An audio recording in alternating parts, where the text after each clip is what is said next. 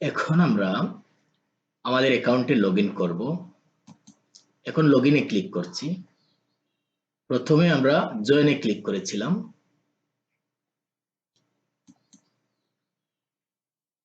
এরপর এখান থেকে স্টোরে ক্লিক করব। স্টোরে ক্লিক করার পর এই স্টোরটি আমরা ফ্রি থিম দিয়ে তৈরি করেছিলাম, মানে ফ্রি থিম দিয়ে ডিজাইন করেছিলাম এই স্টোরটি। আমরা একটি অ্যাকাউন্টের আন্ডারে একাধিক অ্যাকাউন্ট তৈরি করতে পারবো। আমি এখানে এড স্টোরে ক্লিক করলাম। তারপর আর একটি স্টোর তৈরি করব, এখানে ক্রিয়েটে ক্লিক করলাম। ক্লিক করার পর এখানে স্টোর নেম দেব।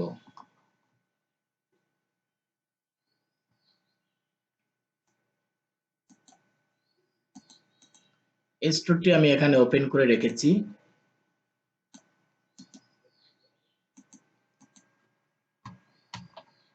এই নামটি দেখো আমি যখন দিচ্ছি তখন নিচ্ছে না। কেন নিচ্ছে না? কারণ এই নামটি একবার নেওয়া হয়ে গেছে। ঠিক আছে, একটি নাম যখন ব্যবহার করা হয়ে যাবে তখন এই নামটি আর নেওয়া যাবে না, অন্য একটি নাম নিতে হবে। এর সাথে যদি আমি কিছু এড করে দেই, মনে করো 1, তাহলে এখন দেখো এটি নিচ্ছে।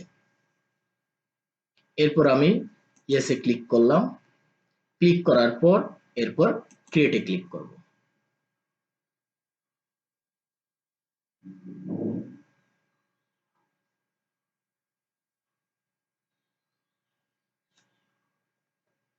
আমাদের স্টোর রেডি হচ্ছে, তৈরি হচ্ছে একটি স্টোর।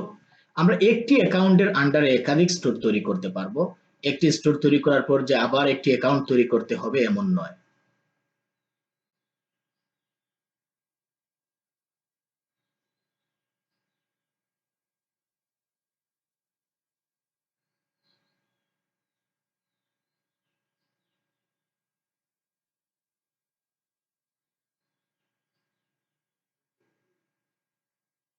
এখন আমরা একটি প্রিমিয়াম থিম ইনস্টল করব আমাদের স্টোরে।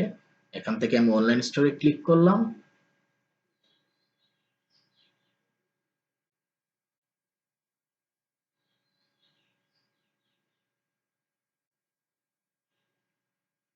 এই থিমটি এখনো ইনস্টল হচ্ছে। এগুলো ফ্রি থিম। শপিফাইয়ের অনেকগুলো প্রিমিয়াম থিম আছে। এখান থেকে আমি বিজিট থিমে যদি ক্লিক করি তাহলে এগুলো পেয়ে যাব। আমি ক্লিক করলাম, নতুন একটি ট্যাবে ওপেন করেছি।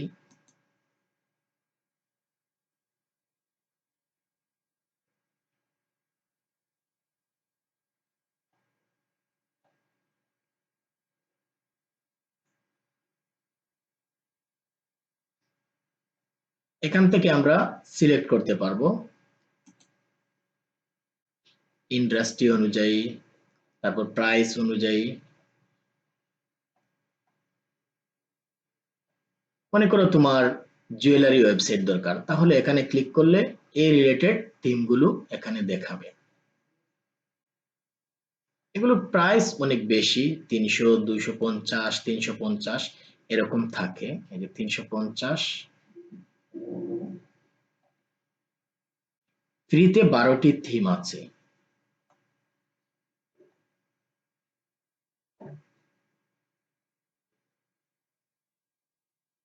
এখন আমরা একটি প্রিমিয়াম থিম ইনস্টল করব।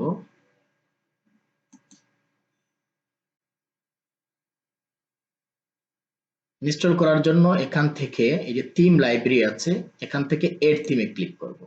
তারপর আপলোড জিপ ফাইল, এখানে ক্লিক করব।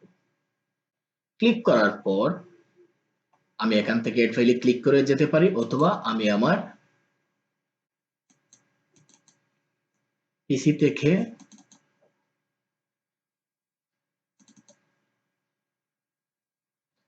আমি আমার থিমটি এখান থেকে ড্রাগ করে নিয়ে যাব। আমি এই থিমটি এখানে নিচ্ছি, এখান থেকে সিলেক্ট করে তারপর মাউস ধরে আমি এই জায়গায় ছেড়ে দেব। এরপর আমি আপলোড ফাইলে ক্লিক করব।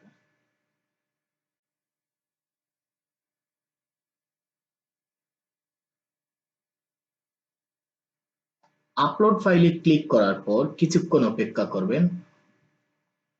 এই থিমটি ইনস্টল হয়ে যাবে। দেখো এখন দেখাচ্ছে জাস্ট এডেড। এখান থেকে এখন আমি পাবলিশে ক্লিক করব। বর্তমানে এই থিমটি পাবলিশ করা আছে, আমি এখন এই থিমটি পাবলিশ করব আইকন নামে। এই থিমটি এখান থেকে পাবলিশে ক্লিক করব। পাবলিশে ক্লিক করার পর আবার পাবলিশে ক্লিক করব।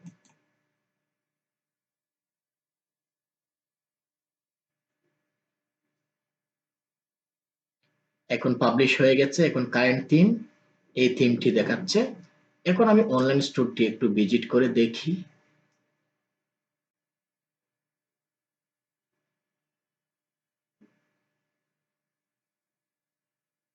এ হচ্ছে আমাদের নতুন থিম।